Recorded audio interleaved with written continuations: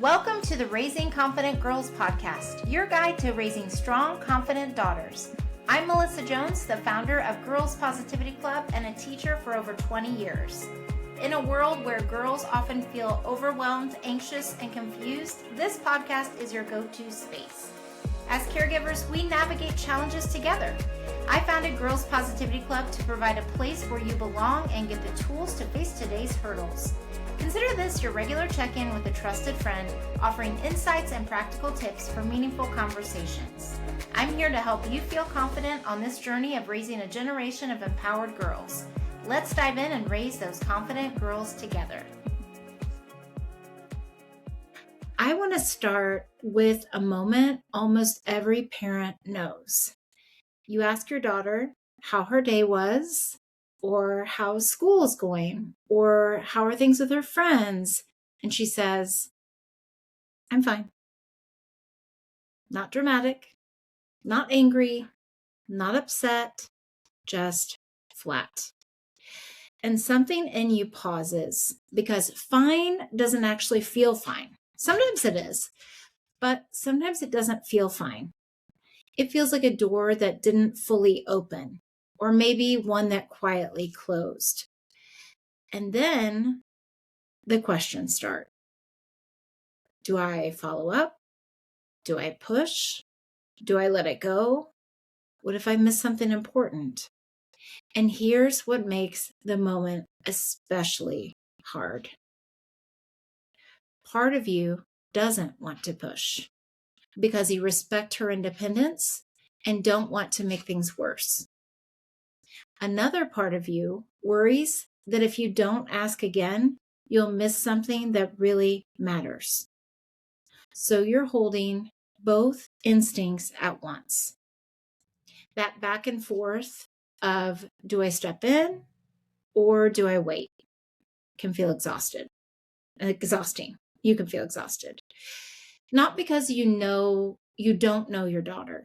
Because I'm not talking about the times where she says she's fine and you can tell she really is. Like, you just know that because you've known her entire life.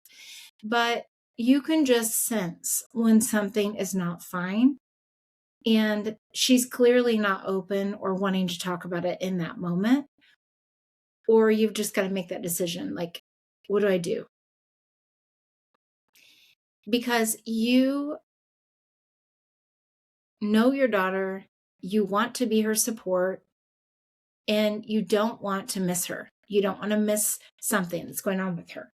So if you've ever been in that moment, this episode is for you. You care deeply, you want to be there for her, and that's what you're trying to do.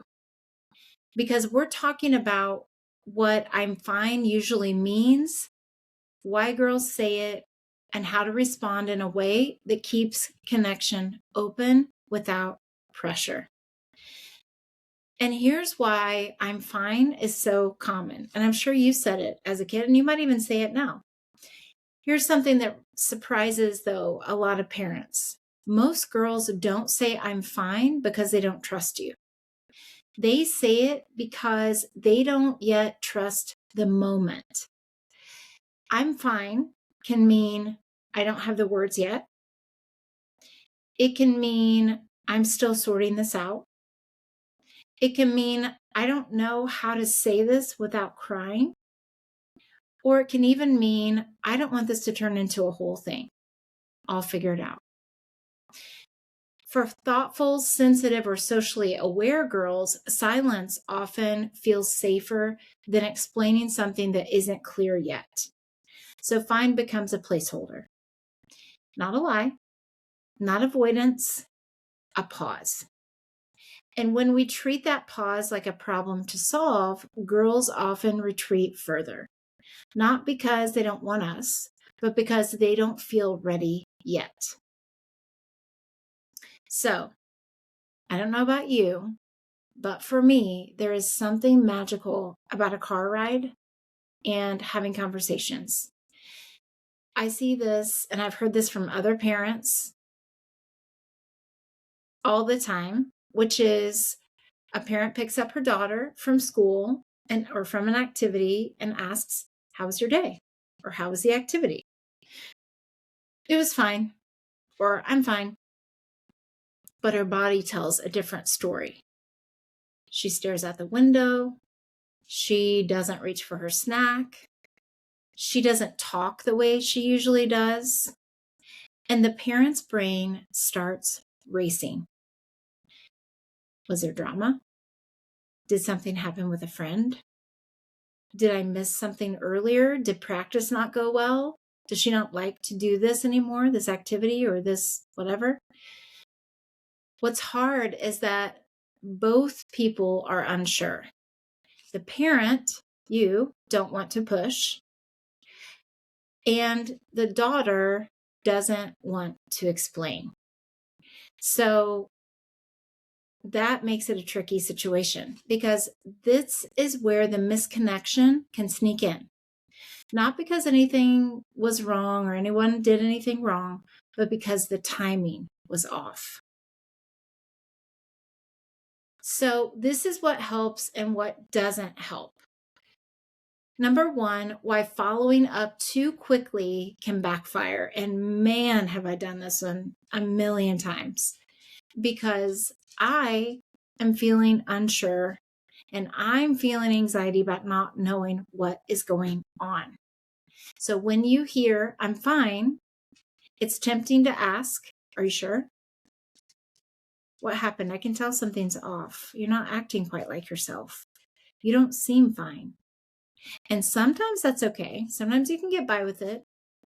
But when a girl isn't ready, too many follow-ups, and my family calls this machine gun questioning, question after question after question, can feel like pressure. Inside, she might be thinking, I said I'm fine. Why do I have to explain this right now? Or I don't even know how I feel yet. I'm still trying to process through it and decide if it's even something I want to talk about out loud. And so what helps more in those moments is acknowledgement without demand. Okay, I'm here if you want to talk later. This sentence, like I've said before in other episodes, does something powerful. It respects her pace. It keeps the door open. It removes urgency. You're not disengaging. You're pacing yourself to her nervous system. And that matters. The second one is what I'm fine looks like at different ages. So this matters because fine changes how girls grow, or changes as girls grow. And so for younger girls, I'm fine often means this could be like ages 6 to 9-ish. And remember, whenever I give age examples, these are interchangeable, depends on the girl, but these are general guidelines. So from 6 to 9 often means I don't want to get in trouble if I tell you this, because maybe she did something that wasn't necessarily horrible, but it wasn't something that you would like either. Or I don't want this to be a big deal. So it can be other things too, but most commonly it's either she doesn't want to get in trouble or she thinks it's a big deal.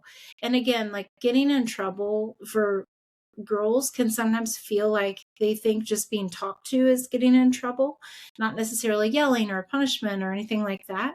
And so her idea of trouble can look a little different than what we would imagine.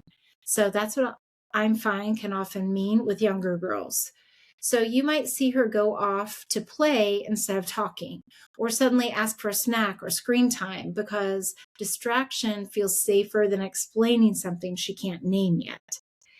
And for tweens, ages 10 to 13, I'm fine often means I don't know where I fit right now, or I don't want to sound dramatic.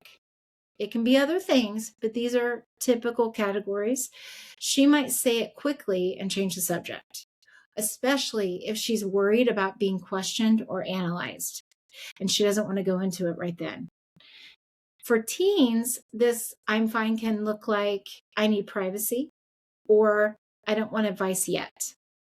And some teens have told me that they even There are certain things that they just want to figure out on their own because they really are wanting that independence and knowing that they can handle things without having to tell every single thing that happens to their parent. And it doesn't mean that they don't want you to know things. It's just that they are trying to figure things out on their own. And this could be other ages too. Like they're trying to figure it out, which is actually a strength because yes, we want them to tell us things and talk with us and connect with us and know we're support, but we also don't want them to always be dependent on us to solve everything either.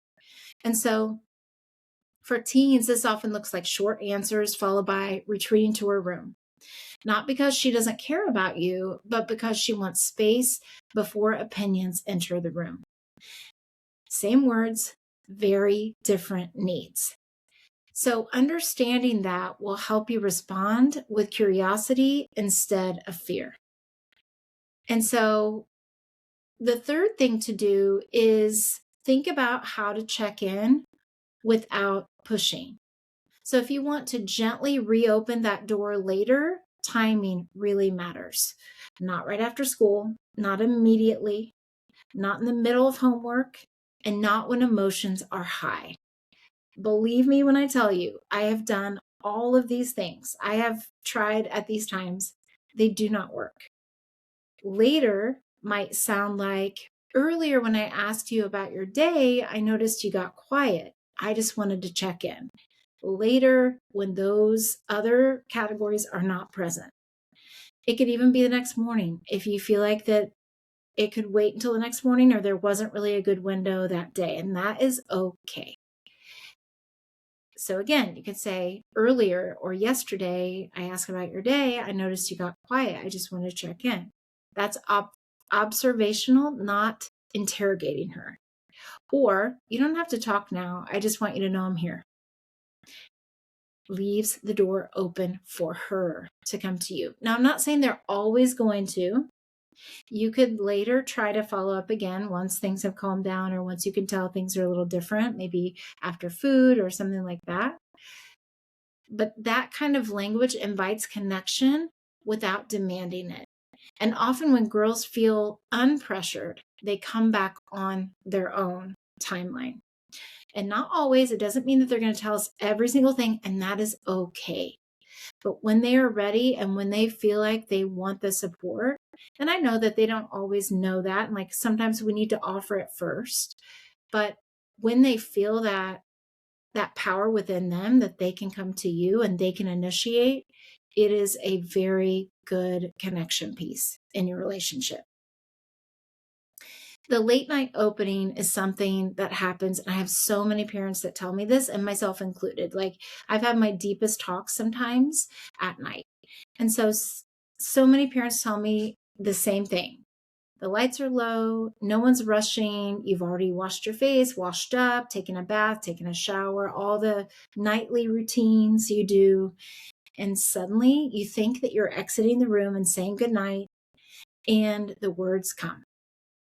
Not because you pushed, but because you waited. That's not misconnection. That's earned connection. And let me tell you what this builds in the long term. When you respond calmly to I'm fine, you teach your daughter she doesn't have to perform openness. We don't want them to come up with fake things to tell us just to appease us and just to make us stop asking. We want her feelings to unfold as they need to. And sometimes that's slowly. You're steady, not reactive. That's what builds trust over time. Not forcing the door open, but staying close enough that she knows it's safe when she's ready. So if your daughter says, I'm fine, more than you'd like to hear this, it doesn't mean you're missing it. It doesn't mean she's shutting you out. And it doesn't mean you need to fix anything right away. Sometimes fine is just a pause. And your calm presence during that pause matters more than you realize. I'll see you next time. Thanks for joining another empowering episode of the Raising Confident Girls podcast. Share today's insights with caregivers and friends, building beautiful relationships with strong girls. Hit subscribe so you never miss an episode. We're not just a podcast, we're a community. Follow Girls Positivity Club on social media for more empowering content on Instagram, Facebook, TikTok, and YouTube. This podcast empowers you, supporting incredible girls. Let's create strong, beautiful relationships with the girls in our lives. I appreciate you listening today. Stay confident, stay connected. Until next time, keep raising those confident girls. You've got this.